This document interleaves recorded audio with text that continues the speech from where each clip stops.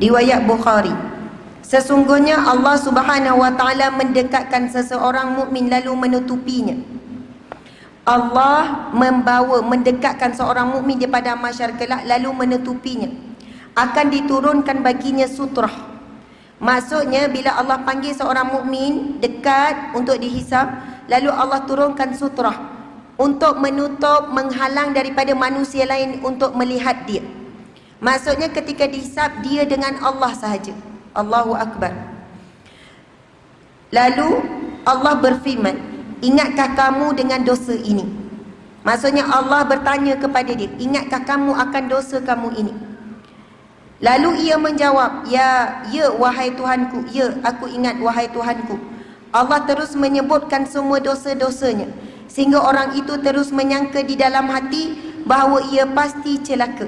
Setelah itu Allah berfirman yang bermaksud, aku telah menutupi dosa-dosamu ini di dunia dan pada hari ini aku mengampunkannya. Lalu diberikan kepadanya buku kebaikannya. Subhanallah.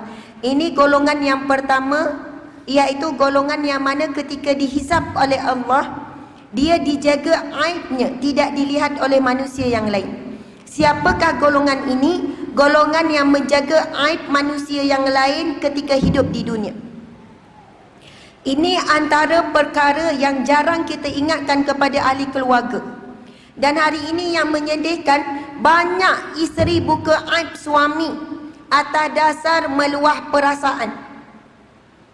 Dan bahaya sangat luah perasaan ini akan berlaku bila Allah turunkan ujian dalam rumah tangga. Bila dia rasa sedih, kecewa dengan suaminya, lalu dia perlu cari seseorang untuk mendengar.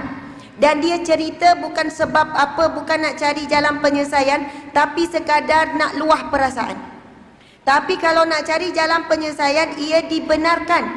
Itu pun tidak boleh buka semua aib, supaya tak jadi isteri yang kufur dengan nikmat. Sebab ketika diuji, jangan lupa saat-saat nikmat, saat bahagia, saat gembira. Mesti pada suami itu ada kebaikan, takkan semuanya keburukan belaka.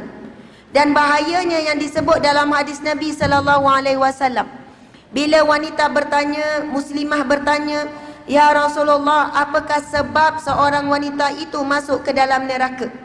Lalu Rasulullah menjawab, iaitu mereka menyakiti hati suaminya dengan lidah mereka, dan mereka tidak mensyukuri suaminya. Kemudian yang ketiga Nabi sebut, seseorang wanita itu apabila dia tidak menyukai sesuatu terhadap suaminya, dia boleh melupakan segala kebaikan suami.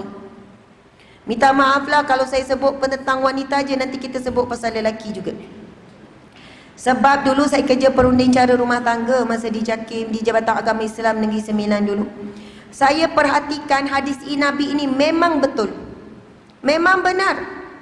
Dan saya melihat bagaimana wanita yang tabah, yang kuat, lalu diuji oleh Allah, lalu dia mengeluarkan kata-kata yang sangat merugikan diri sendiri. Contoh, wanita datang, ustazah, saya menderita dengan suami saya 30 tahun. Hidup saya menderita. Saya dah tak boleh tahan dah. Kalau ustazah tahu cerita saya, cerita panjang-panjang. Saya pun tak larat nak dengar juga. Kemudian saya tanya dia, puan, minta maaf puan, ustazah kena dengar cerita saya bermula daripada tahun pertama saya nikah lagi.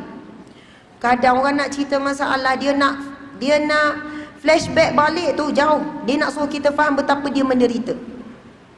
Kemudian saya akan tanya beberapa soalan. Minta maaf puan kalau soalan ni macam lain sikit, lari daripada topik puan.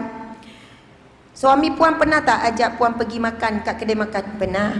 Suami puan pernah tak bagi duit belanja? Adalah. Suami pernah belikan baju? Ada.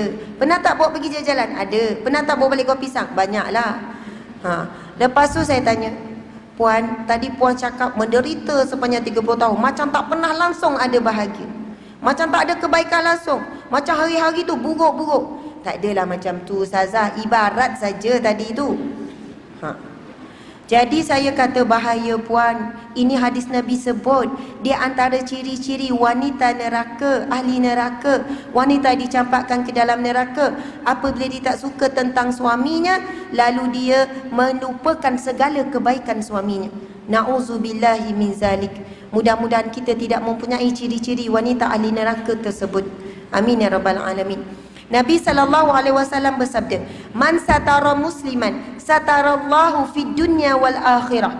Siapa yang menutup aib saudaranya di dunia, Allah akan menutup aibnya di dunia dan di akhirat. Barang siapa yang membuka aibnya di dunia, membuka aib saudaranya di dunia, Allah akan buka aibnya di dunia dan juga di akhirat. Walaupun dia melakukan maksiat dalam keadaan sembunyi-sembunyi.